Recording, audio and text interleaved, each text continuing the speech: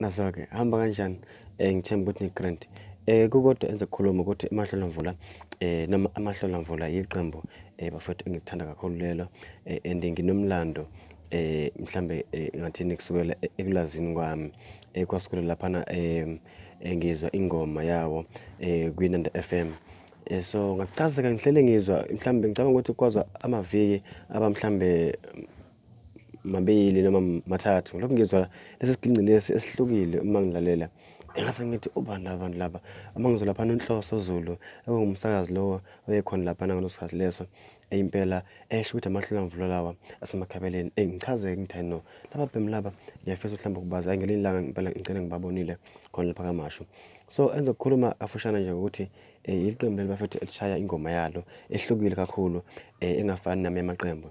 And into enhle ngabo iyodwa kakhulu noma engithanda ngabo ukuthi bakholwa kakhulu entweni yabo and bawuthanda umculo wabo and ngathini bawuhlonipha umculo wabo even bona uqobo lwabo bayihlonipha bona. So-ke engicabanga ukuthi kuningi mhlambe abanye abangakufunda kuleli qembu leli and abasithwali and ngathini iqembu lelikhulu ukuthi ngoba alakadumi kakhulu kodwa abaningi sebeyalazi.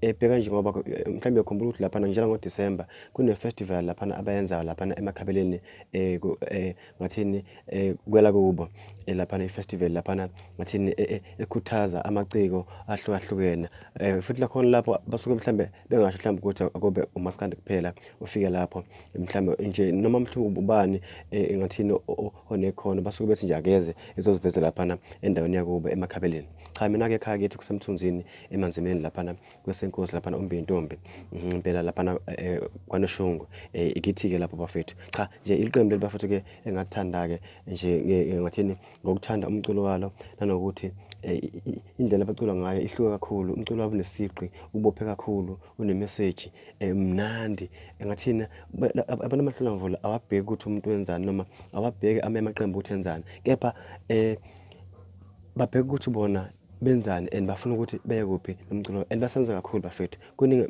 bafethu ngathini mhlambe engakusho ukuthi Amahlolamvula asizokwenza kule ndima. Mina nje engifisayo ukuthi engathi bangathola mhlawumbe nje ithuba lokuthi baqasheke nje ukuze beqhubeke bekhuthazeke ukuthi beqhubeke benze izinto ezinhle. Ngiyabonga kakhulu bengithi nje lokho angiveze bakithi-ke ningadili ngenza kwethu-ke ngathi namaqembu onke ngiyawathanda kakhulu kodwa leli kukhona into ethile engayiqaphela kulona ehlukile uma ngikhomperisha noma ngiqhathanisa mhlambe namanye amaqembu akhona esengingawabona. Ngiyabonga.